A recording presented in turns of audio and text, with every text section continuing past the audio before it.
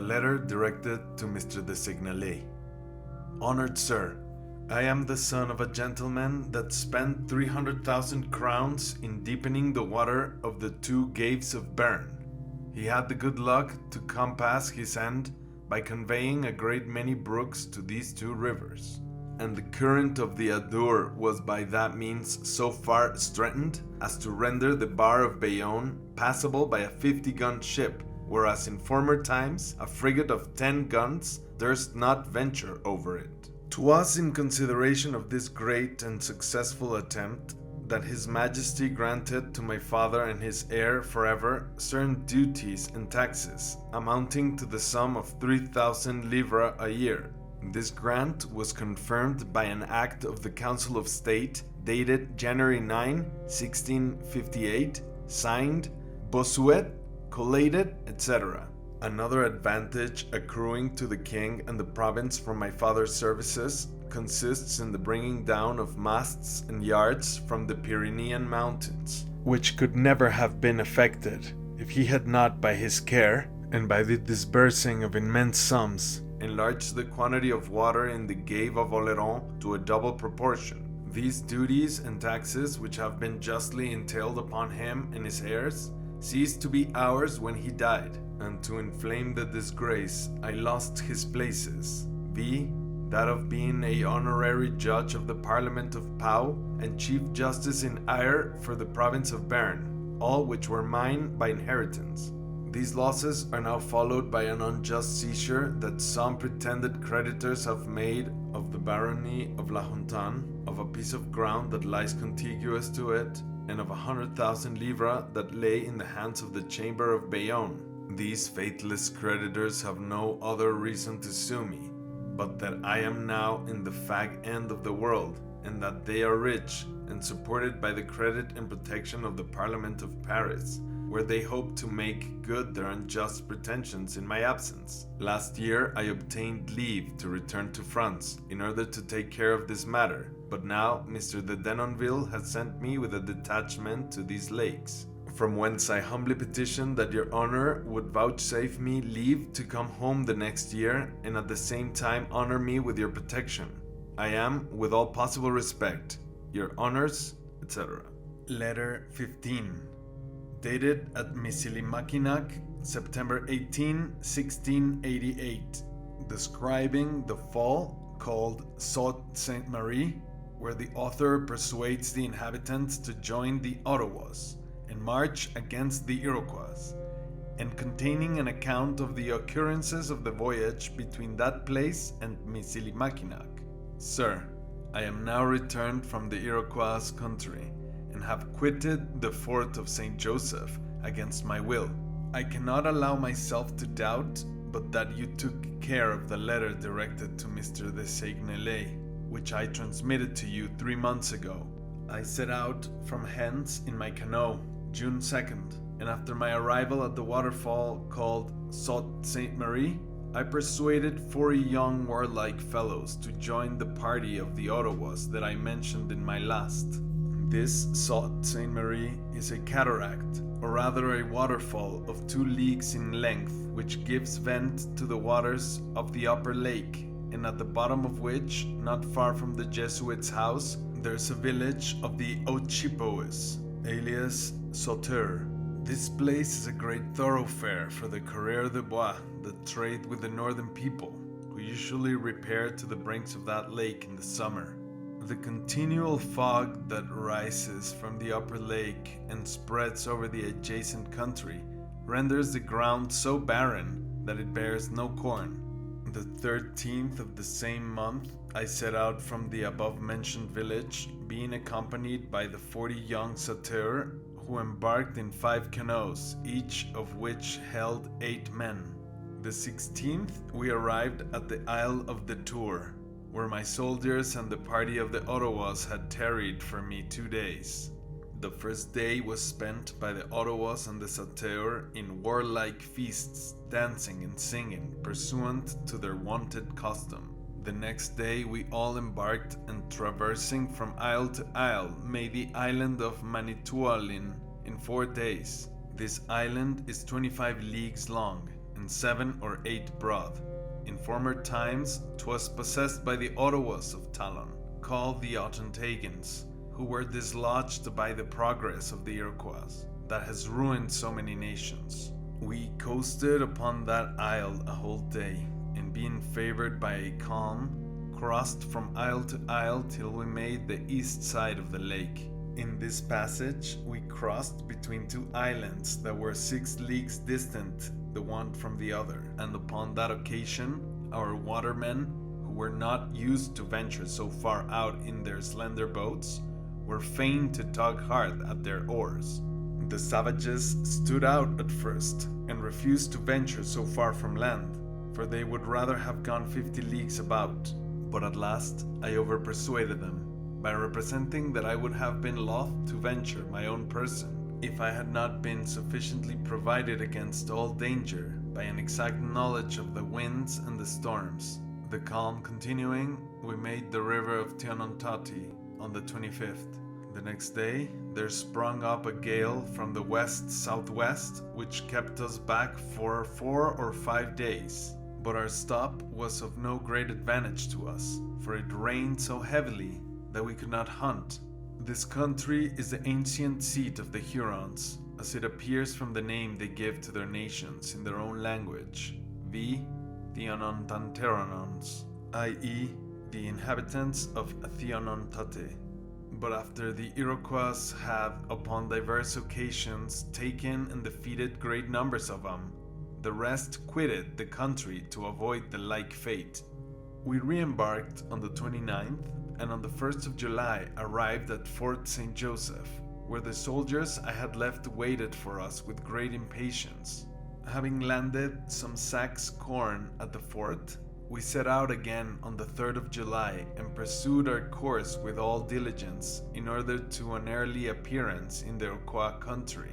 We sailed through the strait or neck and stood to the south side of the Lake Erie, and being favored by the weather, arrived on the 17th in the river of Conde, which I shall have occasion to take notice of in describing the lakes of Canada. Immediately upon our landing, the savages fell to work in cutting down trees and making a redoubt of stakes or pales for the security of our canoes and baggage, and for a safe retreat to ourselves in case of necessity. The 20th they marched, each man being provided with a light covering, a bow and some arrows, or else a fuse, and a little bag containing 10-pound weight of the flour of the Indian corn. They thought it most convenient to keep to the banks of the river, upon which the Goyogoans are wont to fish for sturgeon, for that fish, which is 6 foot in length, comes out of the lakes in hot weather and swims up the rivers. They had resolved, likewise, if they found the country clear, to march up and surprise the villages of the Goyogoans. But they were soon eased of that trouble, for they had not marched 2 days when their scouts descried 300 Iroquois, and on the other hand the Iroquois spied them to such purpose that the scouts escaped very narrowly, and had much ado to return to the body of the party, which immediately betook themselves to flight. I was mightily surprised when I heard the sentinel of our redoubt cry out, "O arm! Our men are beaten and pursued." But I was yet more surprised when I saw the fugitives run at full speed, when there was nobody behind them. When they came up, they were all silent for half an hour, pursuant to their use and wont, after which their leader recounted to me the particulars of the adventure. I thought at first that their advanced guards had mistook the number of the enemies, for I knew that the Ottawas had not the reputation of too much courage. But the next day, a party of the Iroquois appeared in sight of our redoubt, which gave me occasion to believe that they were in the right of it. Nay, this truth was afterwards confirmed by a certain slave called Chawanon, who made his escape to the redoubt, and assured me that the Iroquois were not less than 400, to which he added that they expected to be joined by 60 more that had marched some months before to the country of the Umamis. He informed us farther that while the Marquis de Denonville was concerting measures for a peace with the 5 nations, an Englishman of the name of Aria accompanied with some others, endeavored to dissuade them from peace by orders from the governor of New York. In the meantime, the savages having pressed me to assist at a council of war, they proposed to lie by for a fair wind and then to embark. They represented that they designed to sail to the end of the lake, where they would infallibly light upon the 60 Iroquois that I mentioned above, but withal that they could not agree to set out in a calm, because that after their quitting the redoubt and launching out, a contrary wind might force them ashore, where their throats might be cut if the enemy pursued them. I replied that 'twas then such fine weather that we had nothing to expect but calms, that if we tarried longer in this place, our enemies would thereby gain time to make canoes in order to a pursuit, that since the favorableness of the wind was so uncertain, we ought to embark without loss of time, that we might sail in the night, and skulk in the daytime behind rocks and points of land, and that by this means the enemy would be at a loss to know whether we stood to the south or to the north side of the lake. The savages made answer that 'twas true that their tarrying might be every way prejudicial, but 'twas equally true that my expedient was dangerous. However, they consented to embark along with us, and for that end gummed their canoes. We embarked on the 24th at night, and the weather being fair, clear, and calm, made a great deal of way that night and the succeeding day. The next evening we came to an anchor, designing to sleep for 3 or 4 hours, but not to steer out of the canoes. About midnight we weighed our little wooden anchors, and one half of the men rowed while the other was at rest. Thus did we continue to steer with a great deal of precaution and care, rowing all night and lying by all day. July 28, when we were lying almost all asleep in a creek of a little island, the watch descrying some canoes that made towards us waked some savages that had gone ashore to sleep the more conveniently. The noise having alarmed us all, we presently made ourselves ready to get in head of these canoes, but at the same time, though we were but half a league off, we could not distinguish who they were, by reason that the sunbeams, falling perpendicularly, made the surface of the water look like a looking-glass. Indeed, there being but 2 of them, we reckoned they were manned with Iroquois, and that each of them contained at least 20 men. Upon which suspicion, the leader of the sauteurs offered to go ashore with his men, and post himself at the entry of a wood, from whence he would softly follow the canoes without being discovered, till such time as we forced them ashore. At the same time he proposed that the Outaouas and my detachment should suffer him to be within a musket shot of the island before we discovered ourselves, or offered to give him chase upon the apprehension that if we followed them closer, they would be so far from getting on shore that they would fight as desperate and choose rather to be killed or drowned than to be taken. This proposal was light, and everything was managed accordingly. As soon as our unknown enemy perceived us, they made the shore with all imaginable precipitation, and just when they were going to knock their prisoners on the head, the sateur fell upon them, but missed of their aim in taking them all alive, for they fought to the last gasp, like men that knew no medium betwixt conquest and death. Una salus victis nullam sperare salutem. This engagement happened while we landed. However, the sateur came off with honor, for they lost only 4 men, and of 20 Iroquois they killed 3, wounded 5, and took the rest prisoners, so that not one of them escaped.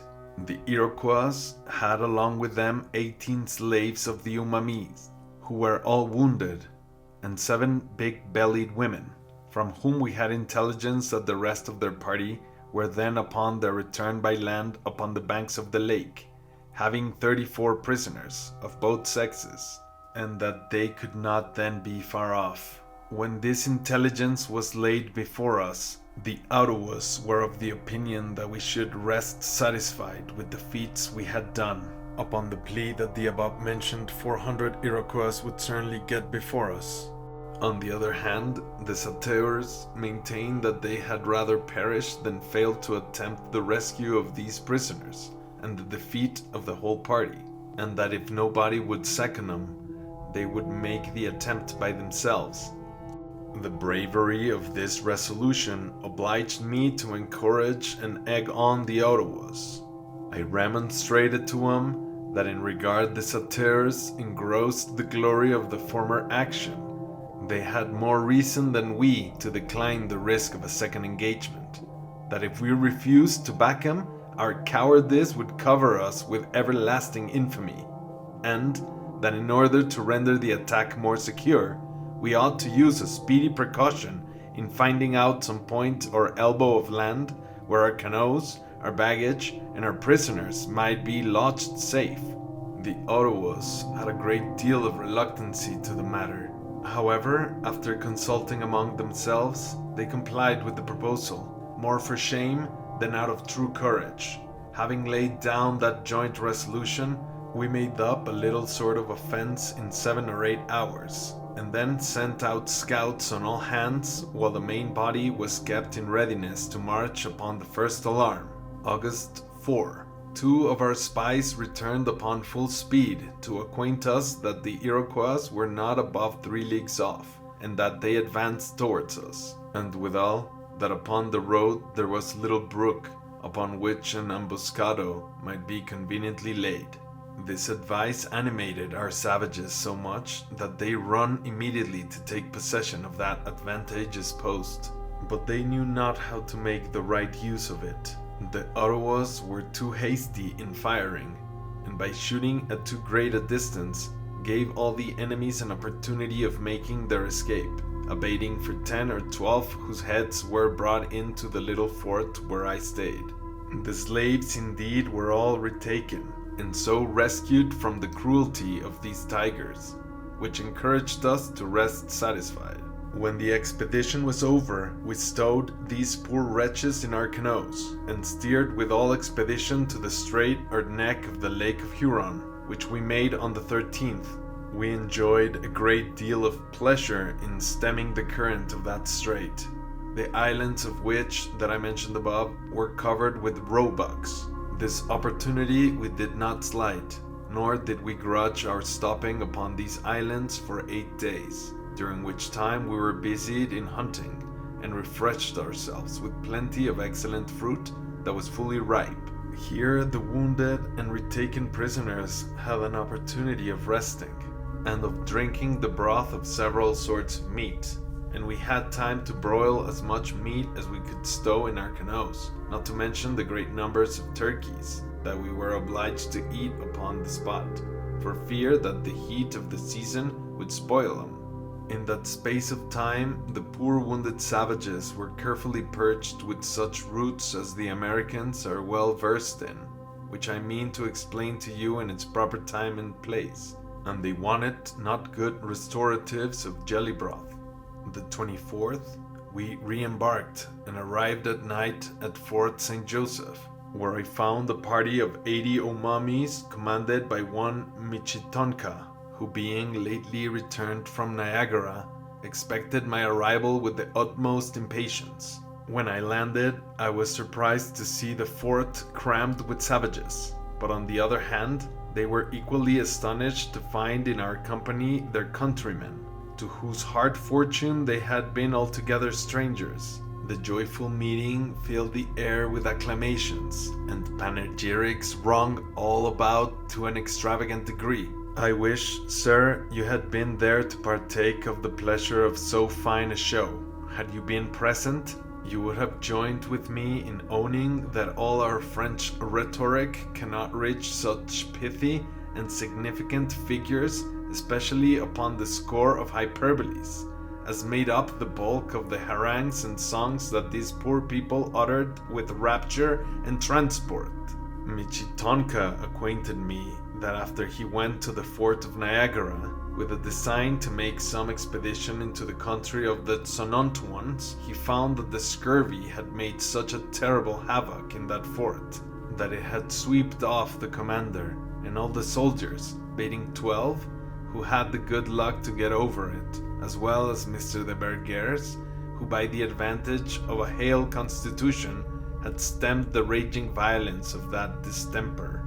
He informed me farther that Mr. Bergères, having resolved to set out with his 12 men for the fort of Frontenac, had desired of him a reinforcement of some young Omamis, which was granted him, that after Mr. Bergères had embarked, himself marched overland to the country of the Onontagues, where he rejoined the reinforcement he had granted to Mr. de Bergères, and understood from him that during the winter the scurvy had carried off as many soldiers at Fort Frontenac as at Niagara, and that Mr. de Denonville was negotiating a peace with the Iroquois. The governor of Fort Frontenac had requested Michitonka to engage in no enterprise, and to return home with his men, upon which that leader, being in full march homeward, was attacked by 300 Onontagues, whom he durst not engage otherwise than in a running fight, by which he lost 4 men. Being informed of all these circumstances, I consulted with the 3 different nations that were then posted in my fort. After a mature reflection upon the intelligence that was laid before them, they came to this resolution, that since the Marquis de Denonville had a mind to clap up a peace, and the fort of Niagara was abdicated, the fort I then commanded would be of no use, that since I had neither provisions nor ammunition for above 2 months, I should be obliged at the end of these 2 months to retreat to the place from whence I now write, that at that time of the year our navigation would be uneasy and dangerous, that in regard I lay under an indispensable necessity of making my retreat, 'twas of no great moment whether I marched off 2 months sooner or later, and, in fine, that since I had received no fresh orders, nor no succors, 'twas my business to go off along with them. This resolution, which was a sufficient argument to sway me, afforded matter of joy to the soldiers, who were afraid of being obliged to a more rigorous course of abstinence in that post than they had formerly undergone, for the measures of a critical abstinence do not sit well upon a soldier's stomach. In fine, pursuant to our joint resolution, we set fire to the fort on the 27th, and embarked that same day, and keeping close to the south shore of the lake that I took notice of in my last, arrived here on the 10th of September. The Omamis marched overland to their own country and carried with them the wounded, who were then in a condition to march. Upon my arrival in this place, I found here Mr. de la Durante, whom Mr. Denonville has invested with the commission of Commander of the Coureur de Bois, that trade upon the lakes and in the southern countries of Canada. The governor has sent me orders to return to the colony if the season and other circumstances permit, or to tarry here till the spring if I foresee unsurmountable difficulties in the passage. In the meantime, he has sent me effects to answer the pay of my detachment, and to subsist them in the winter. These orders would be extreme acceptable to me, if I could but contrive how to return to the colony, but that seems to be absolutely impossible, and both the French and the savages agree that it is so. There are in that passage so many waterfalls, cataracts, and places where there's a necessity of tedious land carriages, that I dare not run such hazards with my soldiers, who cannot work the boats but upon stagnating water. Upon that consideration, I have thought it more proper to halt here till the next year, at which time I design to take the advantage of the company of some Frenchmen and savages, that promise to take into each of their canoes one of my men. In the meantime, I am upon the point of undertaking another voyage, for I cannot mew myself up here all this winter. I design to make the best use of my time, and to travel through the southern countries that I have so often heard of, having engaged 4 or 5 good huntsmen of the Outaouas to go along with me. The party of the Hurons that I mentioned in the beginning of my letter returned hither 2 months ago, and brought with them an Iroquois slave, whom their leader presented to Mr. de Uquero the late colonel of the Courrier de Bois, and whom that colonel ordered to be immediately shot. The crafty leader acted upon that occasion a very cunning and malicious part, the fatal consequences of which I easily foresee. He instructed nobody with the secret but myself, for he is my true friend, and he knows that I am his. However, I must go no farther upon this matter, lest my letter should be intercepted. Though after all, if the blow were not already given, or if it were possible to remedy it, my friendship should not hinder me from acquainting Mr. de Denonville with the intrigue, that he might get clear of it as well as he could. If it pleases God to allow me a safe return to France, I shall tell you the story by word of mouth. I understand by your last that the king has preferred his almoner, the abbot of St. Valliers, to the bishopric of Quebec, and that this bishop was consecrated in St. Sulpice's church. This piece of news would be very welcome to me, if I thought he would be less rigid than Mr. de Laval, his predecessor. But what likelihood is there that the new bishop will be of a tractable temper? If 'tis true that he has refused other good bishoprics, he must be as scrupulous as the monk Dracontius, that Saint Athanasius censures for not accepting of a presentation to a bishopric that was offered him. In fine, if he is of that scrupulous temper, his critical strictness will scarce go down in this country, for the people are already tired out with his predecessor's excommunications. I am, sir, yours, etc.